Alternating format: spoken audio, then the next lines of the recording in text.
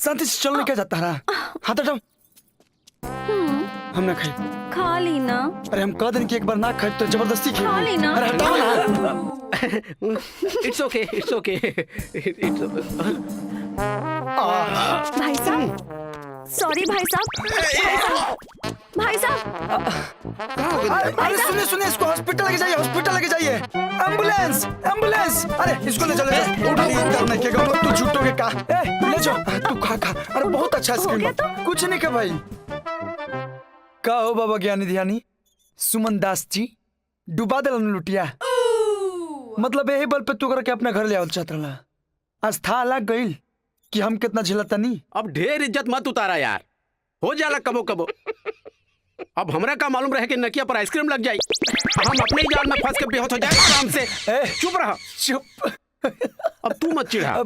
मतलब आगे कुछ होई कि टेंशन लेवे के शौक उतर गई। ओहे तो सोचा था नहीं। सोचा था आराम से। सोचा सोचा हमार तो दिमाग हैंग हो गइल बा। एगो हमर माई बाबूजी हद कदल बने, हम ओकरा के भगावल चाहते तो उ लोग बसावल चाहता लोग।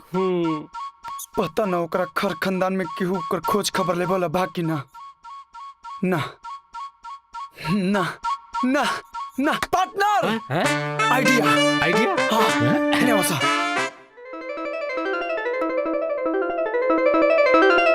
पूरा हो जाए। हाँ आराम से। गुड मॉर्निंग, चाय हाजिर है। हाँ रख दा।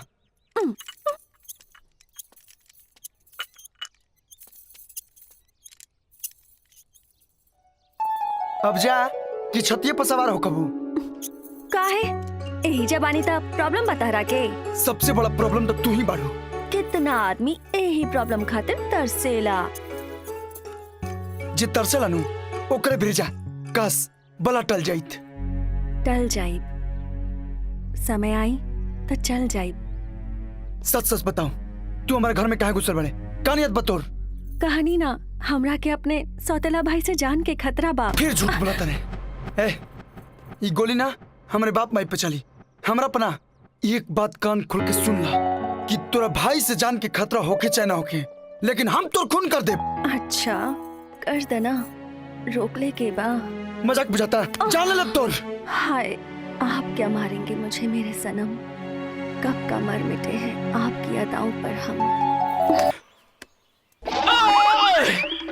ए भाई, दीवार फानल तो बड़ा मुश्किल काम बा भाई। वो तो चोर रहे, दीवार फांद गई। अरे हम तो पुलिस वाला बानी भाई, हम काहे खातिर दीवार फांदी? हम तो मेन गेट से न जाए। सलाम साहब। नमस्ते बाद में, पहले दरवाजा खोलता, अंदर के तलाशी ले। काहे साहब? चीटर से भी बरका चीटर।